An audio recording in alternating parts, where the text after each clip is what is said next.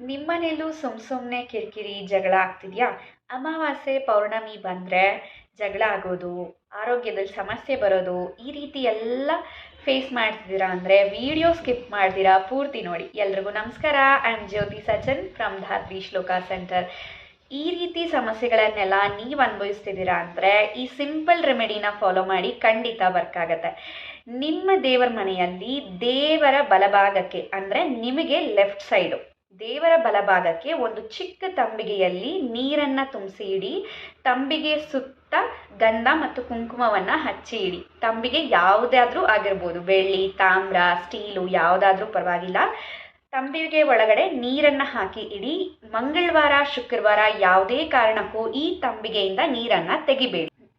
ಪ್ರತಿ ಗುರುವಾರ ತಂಬಿಗೆಯಲ್ಲಿರೋ ನೀರನ್ನು ಚೇಂಜ್ ಮಾಡಿ.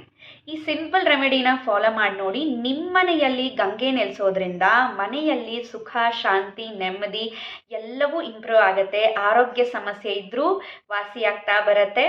ಯಾವುದೇ ರೀತಿಯಾದಂತಹ ವಾಸ್ತು ದೋಷಗಳಿದ್ರೂ ಸಹ ಅದು ಕೂಡ ಕಮ್ಮಿ ಆಗ್ತಾ ಬರುತ್ತೆ. ಫಸ್ಟ್ ನನ್ನ ಪೇಜ್ನ ಫಾಲೋ ಮಾಡಿ, ಆಮೇಲೆ ಈ ಮಾಹಿತಿಯನ್ನು ಎಲ್ರಿಗೂ ಶೇರ್ ಮಾಡಿ. ಹರಿ ಓಂ.